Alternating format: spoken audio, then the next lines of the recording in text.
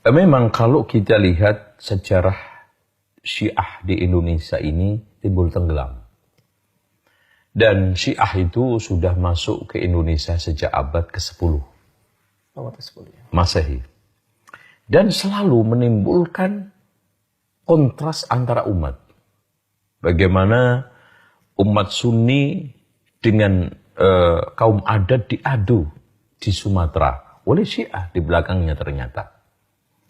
Kemudian di Jawa, bagaimana akhirnya Amangkurat I membantai di alun-alun Surakarta 6.000 ulama Giri Kedaton. Ternyata setelah kita usut di belakangnya itu ternyata Syiah. Manunggaling Kawula Gusti. Jadi, begitu juga tuduhan-tuduhan Wahabi ini. Dari kelas internasional dan nasional itu ternyata di belakangnya selalu Syiah.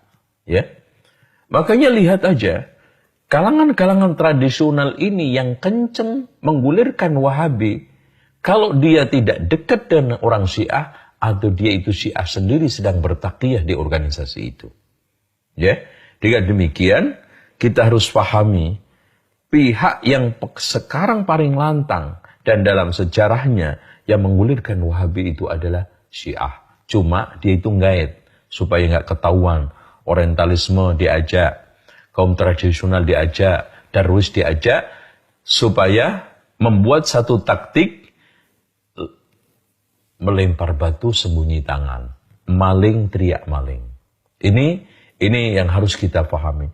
Dan kita juga jangan lupa, sejarah dimanapun Syiah itu ada, pasti yang diserang dulu adalah mereka yang mengajak kembali kepada Al-Quran dan Sunnah. Kenapa? Karena pihak inilah yang nanti paling tahu kebobrokan Syiah itu. Kemudian tahapan kedua, menggulirkan isu-isu Wahabi untuk memojokkan yang mengajak kembali kepada Al-Quran dan Sunnah dan tahu kebobrokan Syiah itu. Nah, pihak yang ketiga, mereka mengajak masa-masa yang ini, yang Darwis, yang tradisional, yang orang-orang awam ini, sambil bertakliyah, kayak bagian dari mereka, mengajak untuk menyerang, entah berupa pemikiran atau fisik. Ini yang harus kita pahami. Dan kalau ada orang yang mengatakan bahwa mana bukti radikalismenya di Indonesia, ini orang tidak tahu sejarah.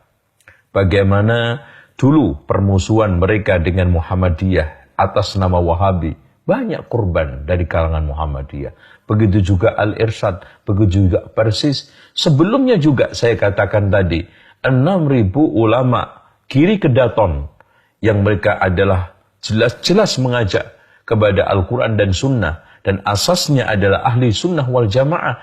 Amangkurat I difitnah, diojok-ojokin. Kelompok-kelompok ulama ini gak akan bakal dukung kamu, bahkan di belakang akan bakal nusuk dari belakang. Karena disuruh nyembah kaki kamu tidak mau, disuruh sungkem tidak mau. Itu orang Syiah memprovokasi Amangkurat I itu.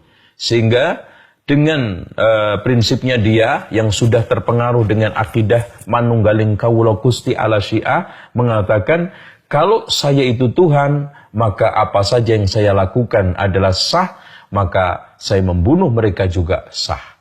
Saya membantai mereka sah. Makanya 6.000 diambil semua, dibantai satu persatu di alun-alun Surakarta.